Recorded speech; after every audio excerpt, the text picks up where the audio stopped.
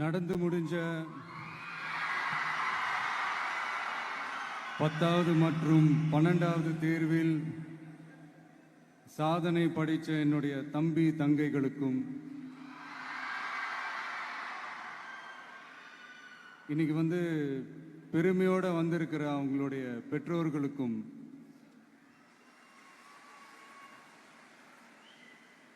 இந்த ஃபங்க்ஷன் இவ்வளோ சிறப்பாக நடக்க காரணமாக இருக்கிற என்னுடைய பொதுச் செயலாளர் மிஸ்டர் ஆனந்த் அவர்களுக்கும் மிஸ்டர் ராஜேந்திரன் அவர்களுக்கும் தமிழக வெற்றி கழகத்தினுடைய தோழர்களுக்கும்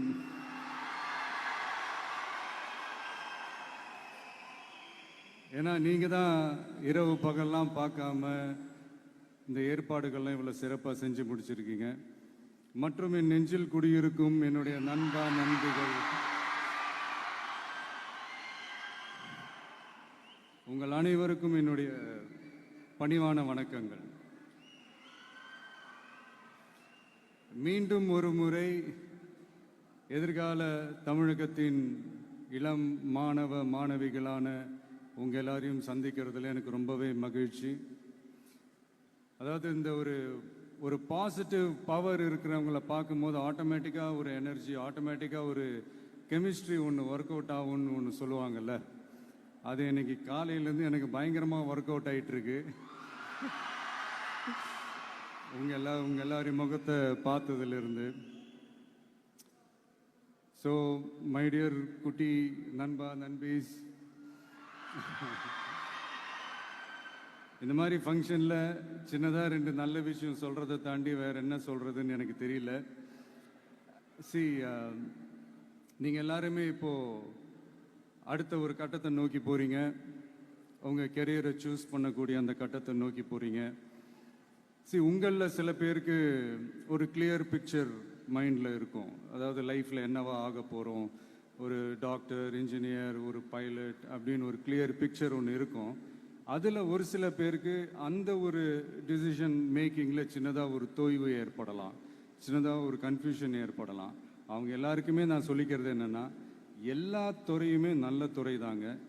நீங்கள் எதை தேர்ந்தெடுக்கிறீங்களோ அதில் உங்களுடைய முழு ஈடுபாட்டோட உங்களுடைய 100% உழைப்பை போட்டிங்கன்னா அது யாராக இருந்தாலுமே வெற்றி நிச்சயம்தான். அதனால் உங்களுக்கு பிடிச்ச துறையை நீங்கள் தேர்ந்தெடுங்க. அதில் இருக்கிற ஆப்ஷன்ஸ் எல்லாம் ஃபஸ்ட்டு தெரிஞ்சுக்கோங்க. உங்கள் பேரண்ட்ஸ் கிட்ட டிஸ்கஸ் பண்ணுங்கள், உங்கள் ஸ்கூல் டீச்சர்ஸ் கிட்ட டிஸ்கஸ் பண்ணுங்கள். இந்த கெரியர் கைடன்ஸ் கொடுக்கறதுக்கெல்லாம் நிறைய பேர் இருக்காங்க, இந்த கெரியர் கவுன்சிலிங் கொடுக்கறதுக்கெல்லாம் நிறைய பேர் இருக்காங்க. அவங்க எல்லாரையும் மீட் பண்ணுங்கள். இந்த மாதிரி ஒரு சந்தர்ப்பத்தில் நான் என்னுடைய ஒரு சின்னதாக ஒரு கெரியர் கைடன்ஸ் உங்ககிட்ட ஷேர் பண்ணணும்னு ஆசைப்படுறேங்க. பொதுவாக நம்ம ஒரு துறையை தேர்ந்தெடுக்கும் போது அதில் எவ்வளோ டிமாண்ட் இருக்குது அப்படின்றத நம்ம பார்ப்போம் இல்லையா. ஃபார் எக்ஸாம்பிள், மருத்துவம், பொறியியல் மட்டும்தான் நல்ல ஃபீல்டுன்னு சொல்ல முடியாது. இன்னும் சொல்லப்போனால் நம்ம தமிழ்நாட்டில் உலகத்தரத்தில் டாக்டர்ஸ், இன்ஜினியர்ஸ், லாயர்ஸ்லாம் அதிகமாகவே இருக்காங்க.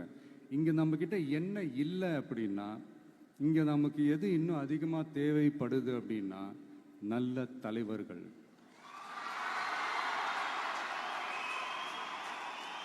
நான் தலைவர்கள்னு சொன்னது வெறும் அரசியல் ரீதியாக மட்டும் சொல்லலை. இப்போ நீங்கள் ஒரு துறைக்கு போகிறீங்க, அதில் நீங்கள் சிறந்து விளங்குனீங்கன்னா அந்த ஒரு தலைமை இடத்துக்கு உங்களால் ஈஸியாக வர முடியும். அதைத்தான் நான் சொன்னேன், இன்னும் நமக்கு நிறையா தலைவர்கள் தேவைப்படுறாங்க அப்படின்ட்டு. அது மட்டும் இல்லை, ஃப்யூச்சரில் அரசியலும் ஏன் ஒரு கெரியர் ஆப்ஷனாக வரக்கூடாது, அப்படி வரணுன்றது என்னுடைய விருப்பம். நல்லா படித்தவங்க அரசியலுக்கு வரணுமா வேண்டாமா? உங்களை தான் கேட்குறேன். நல்லா படித்தவங்க அரசியலுக்கு வரணுமா வேண்டாமா? நல்லா படித்தவங்க தலைவர்களாக வரணுமா வேண்டாமா? ஓகே, உங்கள் ஆர்வம் எனக்கு புரியுது. பட் இப்போதைக்கு படிங்க, மீதி எல்லாம் அப்புறம் பார்த்துக்கலாம்.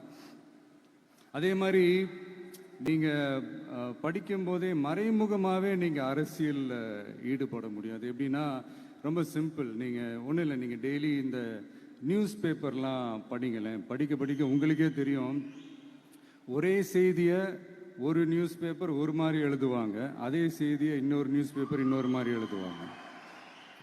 ஒரு செய்தியை ஒரு நியூஸ் பேப்பரில் ஃப்ரண்ட் பேஜில் ஹெட்லைன்ஸில் போடுவாங்க, அதே செய்தியை இன்னொரு நியூஸ் பேப்பரில் கடைசி பக்கத்தில் கூட போட மாட்டாங்க. இங்கே நியூஸ் வேறு, ஒப்பீனியன் வேறு, செய்தி வேறு, கருத்து வேறுங்கிறது உங்கள் எல்லாருக்குமே தெரிய வரும். இப்போல்லாம் பார்த்தீங்கன்னா நிறையா இந்த மெயின் ஸ்ட்ரீம் மீடியாவுக்கு ஈக்குவலாக நிறைய இந்த சோஷியல் மீடியா சேனல்ஸ்லாம் இந்த நல்லது கெட்டதுன்னு இந்த ஒப்பீனியன்லாம் க்ரியேட் பண்ணுறாங்கல்ல, அதெல்லாம் நீங்கள் பார்த்தீங்கன்னா ரொம்ப ஈஸியாக ஒரு நல்லதை கெட்டதாகவும் கெட்டதும் நல்லதாகவும் நல்லவங்களை கெட்டவங்க மாதிரியும் கெட்டவங்கள நல்லவங்க மாதிரி இந்த மாதிரி புரணி பேசி ப்ரொஜெக்ட் பண்ணுறதெல்லாம் இந்த மீடியா சோஷியல் மீடியாலலாம் நம்ம பார்க்குறோம் இல்லையா. நீங்கள் எல்லாமே பாருங்கள், நீங்கள் எல்லாமே படிங்க, பட் எது உண்மை பொய்ன்னு மட்டும் அனலைஸ் பண்ண மட்டும் கற்றுக்கங்க.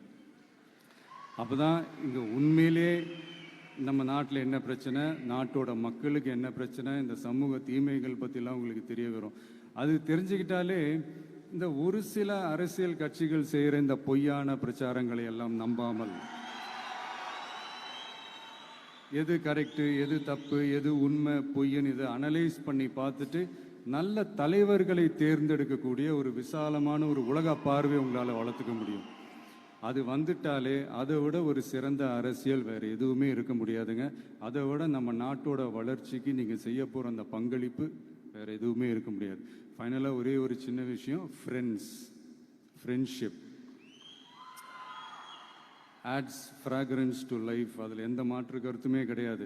ஒரு கட்டத்துக்கு அப்புறம் பேரண்ட்ஸுக்கு அடுத்தபடியாக, இன்னும் சொல்லப்போனால் பேரண்ட்ஸை விட அதிகமாக நண்பர்களோட டைம் ஸ்பெண்ட் பண்ணக்கூடிய அந்த ஒரு சூழ்நிலை ஏற்படும். அதனால் நல்ல நண்பர்களை தேர்ந்தெடுங்க. நீங்கள் கேட்கலாம், நட்புன்றது அதுவாக அமையிறது தானே, நாம் எப்படி சூஸ் பண்ண முடியும்னு. அது ஒரு விதத்தில் கரெக்டு தான். அதனால் நான் கொஞ்சம் வேறு மாதிரி சொல்கிறேன்.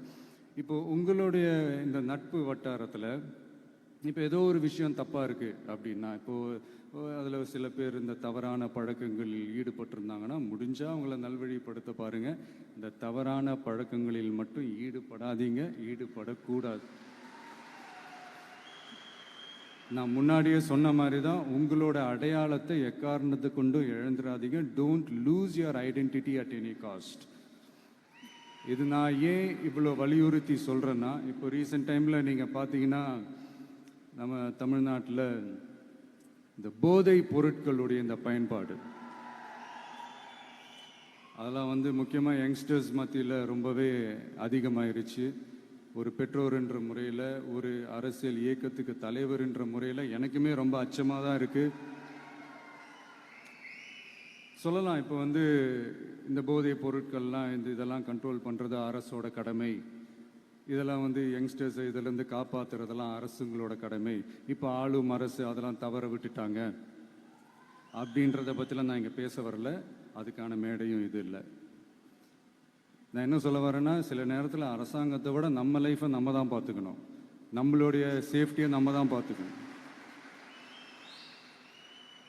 ஸோ உங்களுடைய செல்ஃப் கண்ட்ரோல், உங்களுடைய செல்ஃப் டிசிப்ளின் அதை மட்டுமே வளர்த்துக்கோங்க. Say no to temporary pleasures, say no to drugs. எனக்காக இது ஒரே ஒரு வாட்டி ரிப்பீட் பண்ணுறீங்களா? Say no to temporary pleasures, say no to drugs. இன்னும் ஒரே ஒரு வாட்டி please. Say no to temporary pleasures, say no to drugs. Thank you. இந்த உறுதிமொழியை நீங்கள் எல்லாரும் எடுக்கணுன்ட்டு ரொம்ப தாழ்மையுடன் கேட்டுக்கிறேன். மற்றபடி வேறு ஒன்றும் இல்லை.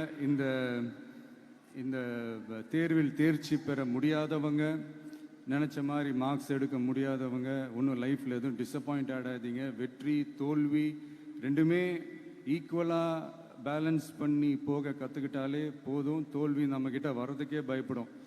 Success is never ending, failure is never final. So இது மட்டும் புரிஞ்சுக்கோங்க. நான் 3ஆம் தேதி மீட் பண்ண போகிற அந்த செட் ஆஃப் ஸ்டூடெண்ட்ஸ் அண்ட் பேரண்ட்ஸுக்கும் சேர்த்து தான் இன்றைக்கி வந்து நான் பேசுகிறேன். ஏன்னா மறுபடியும் இந்த மாதிரி அட்வைஸ் பண்ணி அவங்கள நான் போர் அடிக்க விரும்பலை. ஏன்னா ஜென்ரலாகவே தெரியும் அட்வைஸ் பண்ணவங்க எல்லாருக்கும் பிடிக்காதுன்னு. ஏன்னா நானும் அப்படி தான்.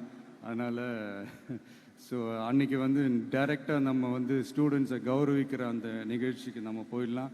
So thank you. மீண்டும் சந்திக்கும் வரை நன்றி, வணக்கம்.